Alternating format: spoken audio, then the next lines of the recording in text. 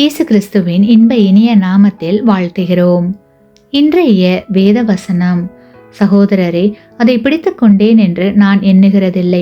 ஒன்று செய்கிறேன், பின்னானவைகளை மறந்து முன்னானவைகளை நாடி கிறிஸ்து இயேசுவுக்குள் தேவன் அழைத்த பரம அழைப்பின் பந்தய பொருளுக்காக இலக்கை நோக்கி தொடருகிறேன். பிலிப்பியர் 3ஆம் அதிகாரம் வசனங்கள் 13 மற்றும் 14.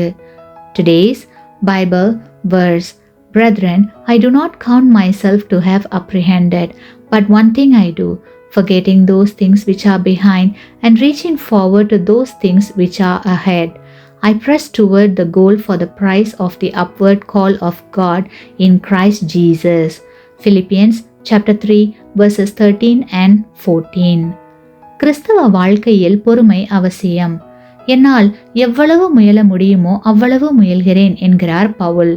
பாக்கி நம்பிக்கையை பெற்ற ஒவ்வொருவரும் இப்படியே முயற்சிக்க வேண்டும். இதற்கு நம் சுய திட்டங்களை முற்றிலும் அர்ப்பணிக்க வேண்டும்.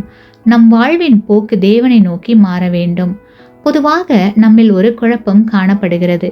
அது நான் ரட்சிக்கப்பட்டிருக்கிறேனா எனும் கேள்விதான். இது சாத்தானின் வேலை.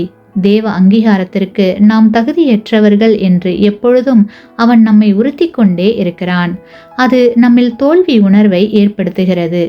இனியும் நான் ஏன் அதற்காக முயற்சிக்க வேண்டும் எனும் எண்ணத்தை தந்துவிடுகிறது.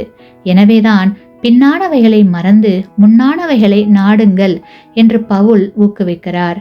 கடந்த கால தோல்விகளும் மன வருத்தங்களும் அவமானங்களும் இயேசுவின் இரத்தத்தினுடைய வல்லமையின் மேல் சந்தேகத்தை எழுப்ப நாம் ஒருபோதும் அனுமதிக்க கூடாது. தேவனிடம் நாம் நம்முடைய பாவங்களை அறிக்கை செய்து நம்மை ஏற்றுக்கொள்ளும்படி வேண்டும் போது அவர் நம்மை தம்முடைய பிள்ளைகளாக ஏற்றுக்கொள்கிறார். தொடர்ந்து ஓடும்படி ஊக்குவிக்கிறார். பந்தய பொருளான ஜீவ கிரீடம் காத்திருக்கிறது. ஓட்டத்தை நிறுத்தினால் தோற்றுவிடுவோம். கடைசி மட்டும் ஓடினால் கிரீடம் நமக்குத்தான்.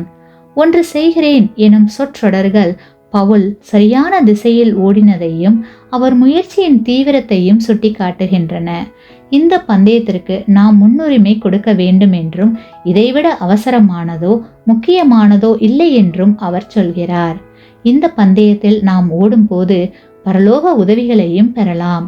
நம்முடைய கர்த்தராகிய இயேசு கிறிஸ்துவினாலே நமக்கு ஜெயம் கொடுக்கிற தேவனுக்கு ஸ்தோத்திரம் என்று நன்றி அறிதலோடு கூறுகிறார் பவுல்.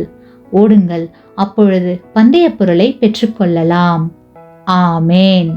நீங்கள் பெற்ற இந்த ஆசீர்வாதத்தை மற்றவர்களோடு பகிர்ந்து கொள்ளுங்கள்.